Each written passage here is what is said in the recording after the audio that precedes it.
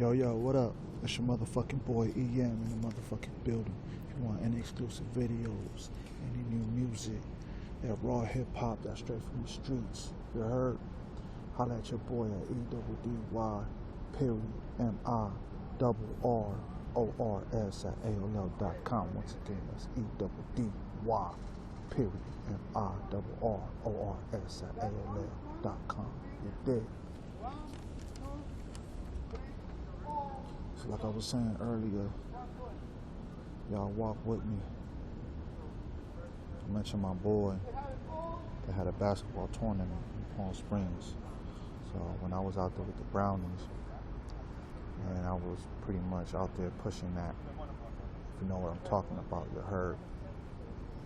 So me and D ain't spoken like in a couple of weeks due to me selling them Brownies and really focusing on the paper. D hit me up with a voicemail prior to those 2 weeks that gone by. He hit me with a voicemail on my beeper, pretty much rapping on my voicemail, you know, playing around a little bit, but basically wanting me to holler at him whenever I had time to do so. But sometimes he will call my pager, and I mentioned this in my other interviews, like the nigga will call and I guess the motherfucker will not hang up the phone properly, so he either be in the background arguing with his mom, arguing with niggas, rapping with niggas, all of that nonsense. So when he called, he didn't hang up the phone properly, and he was pretty much arguing with whole ass Peanut. That was one of his workers at the time being. So when I called D back, I called him from a payphone from the destination where I was at when he hit me, you heard? So I pretty much got with him after I got off of work. I called him, pretty much he wanted to see me in person, talk. He wanted me to meet him at his mother house down in Studio City, California. But he didn't really have too much to talk on, too much to say over the phone, because he was in the process of going to Hawaii. So he was pretty much packing when I called him. I guess a page is like, when you page somebody,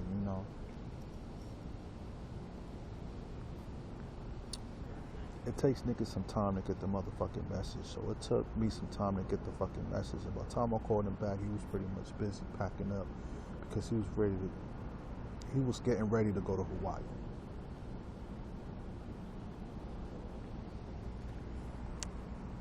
So pretty much I hit the nigga up when I got off of work.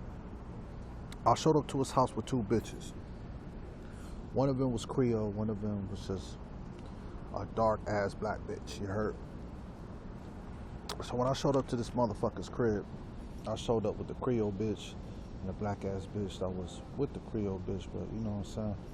I don't know if they was related, but I know they was close, because at the time being, her company wasn't even from out here, her company was from Kentucky, so that's the dark ass bitch I'm talking about. Like the Creole bitch was out here, she was going to school. But the bitch that she bring along with her, she wasn't even from California, she was from Kentucky. What the fuck is this nasty shit? Excuse me, y'all. Shit falling on me from these nasty ass trees. Anyway, so I bring 2 hoes to D spot, Studio City, California. D answers the door.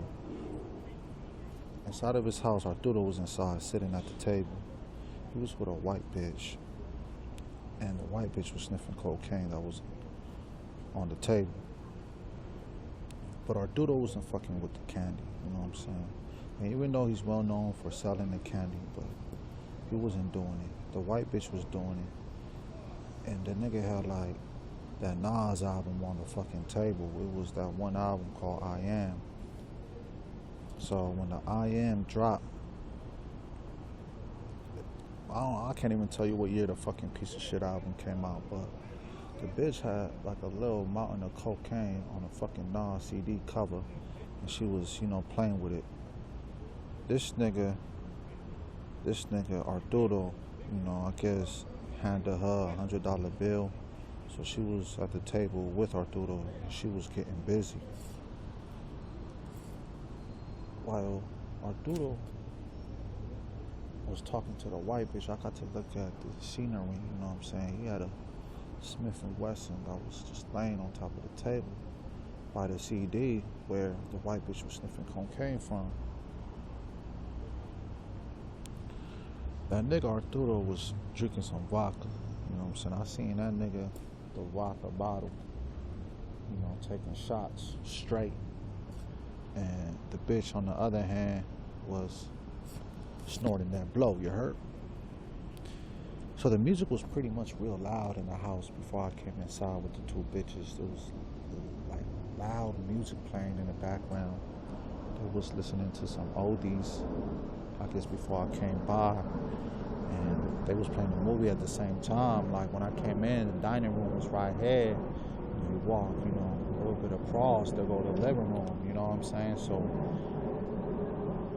the nigga had that movie playing. It was called Usual Suspects. He was playing that, but it was like on mute.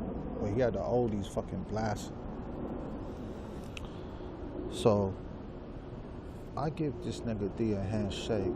He tells the hoes to go sit down in the living room. And when I advise you about the hoes, I'm just talking about the black bitches that was with us. He tells some hoes to go sit down. He offers them something to drink, you know what I'm saying? The Creole bitch, she said she didn't want anything at all. But the dark-skinned bitch, she wanted something to drink. So that nigga D, he threw a P.S.E. D phone rings.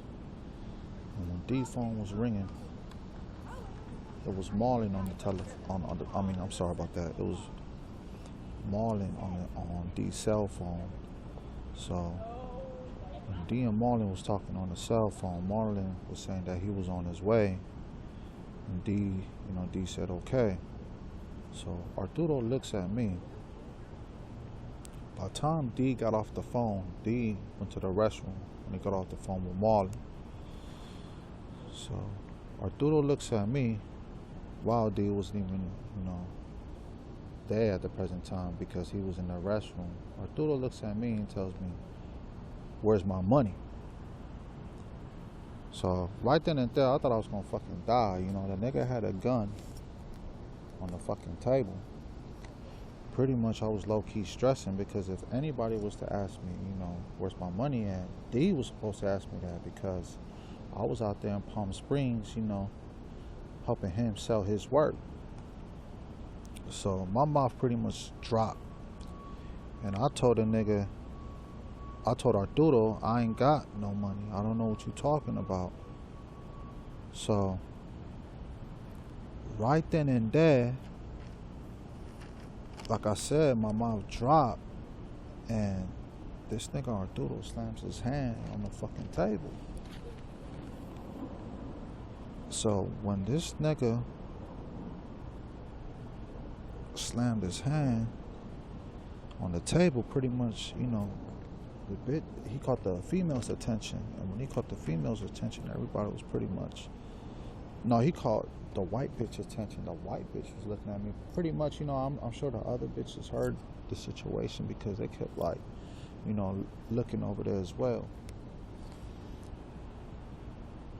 So by that time, all the hoes looked. D's still in the restroom.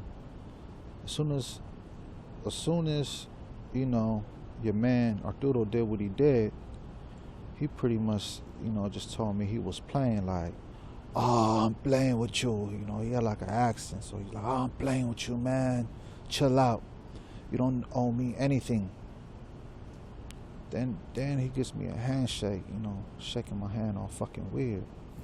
Then offers me a shot of vodka. So I took the shot of vodka. You heard me? And after I took the shot of vodka, Arturo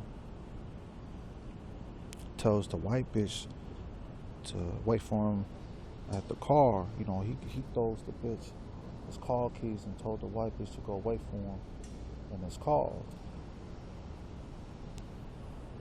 So when that shit pretty much happened, D was still in the motherfucking restroom, and me and Arturo was talking a little bit in the dining room.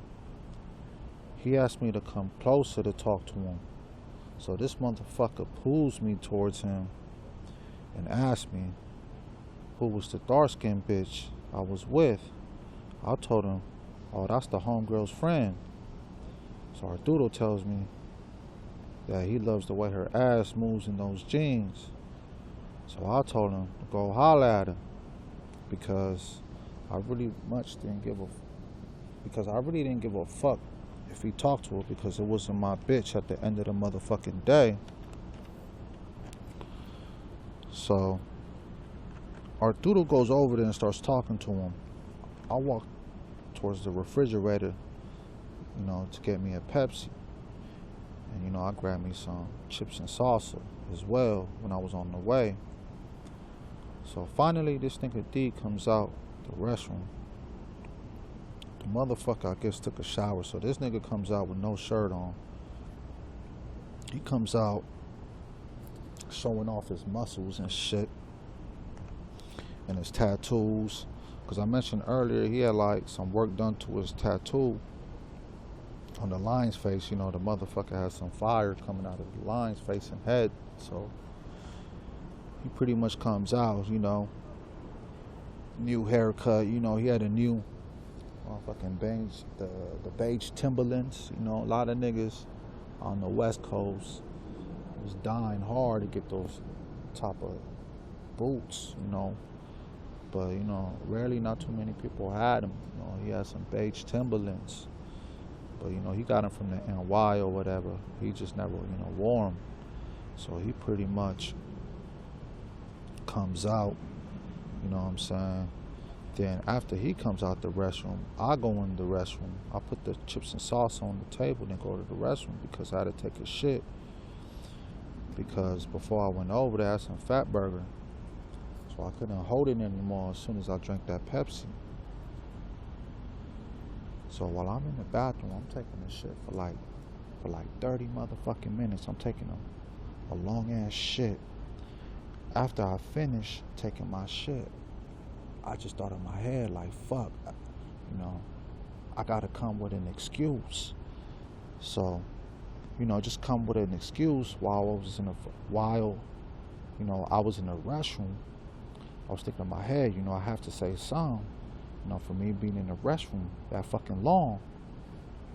So while I was in the restroom, I was pretty much, like edging up my beard. I was shaving my beard a little bit, giving myself a little beard trim with some disposable